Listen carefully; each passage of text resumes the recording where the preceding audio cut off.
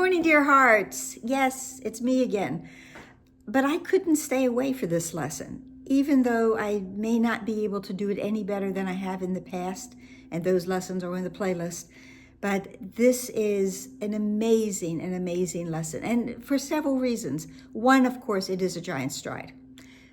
Another reason, it's a favorite lesson. Another reason, it is an I am lesson. And the final reason, perhaps, is that this is the only lesson that appears 3 times within part 1 of the workbook in exactly the same form. I am as God created me. The first time, as we have it today, it's considered a giant stride. The next 2 times is not identified as being a giant stride, but this idea is a giant leap forward in our recognition of indeed who and what we are. This lesson, this idea that I am as God created me, has been hinted at several times within the workbook, twice that I identify in the first 50 lessons. Lesson 35, my mind is part of God's. I'm very holy. So we have right there that my mind and God's mind are one. So I could say that, yeah, it must be that God created me if my mind is part of his. And then in lesson 40, that I am blessed as a son of God. Here again is my lineage, my heritage. I am a son of God. I am a child of God. And then just in yesterday's lesson, we were told, whatever evil you may think you did, you are as God created you. So we had that little preview yesterday, a little trailer perhaps, into today's lesson. I am as God created me. Now today we continue with the one idea that brings complete salvation, happiness, joy, definitely freedom.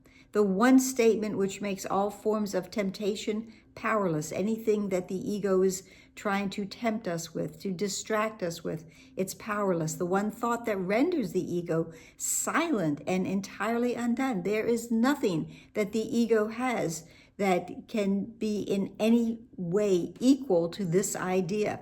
You are as God created you. The sounds of this world are still, the sights of this world disappear, and all the thoughts that this world ever had, ever held, are wiped away forever by this one idea. Here is salvation accomplished. Here is the atonement received. Here is our freedom finally given to us. Well, actually, it was given to us. Now we accomplish it. Now we receive it. Here is sanity restored. We've been working with an insane thought system, the one from the ego, and it is insane because the ego speaks of sin, and sin is insane. So we are coming back to sanity. True light is strength, and strength is sinless. Miracles are seen in light. Light and strength are one. Just the other day, if you remain as God created you, you must be strong, and light must be in you. I am the light of the world. You are the light of the world. He who ensured your sinlessness must be the guarantee of strength and light as well. You are as God created you. Darkness cannot obscure the glory of God's child. You stand in light, strong in the sinlessness in which you were created, and in which you will remain throughout eternity. So this idea also completely undoes everything that the ego has told us about how debased we are, how sinful we are. We are sinless beings.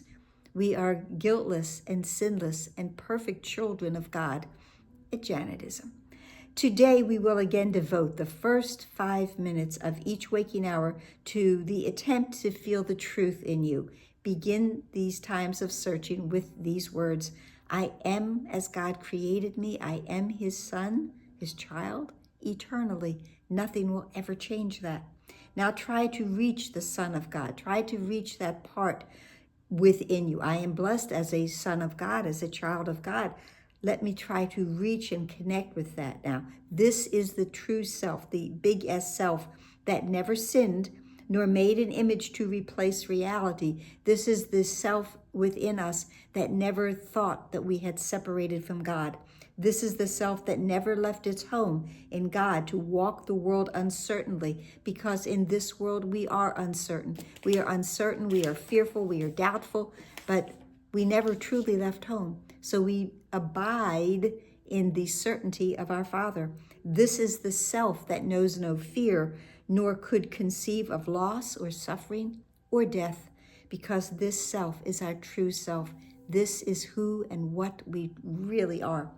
Nothing is required of you to reach this goal except to lay all idols and self-images aside, to go past the list of attributes, both good and bad, that you have ascribed to yourself, and wait in silent expectancy for the truth.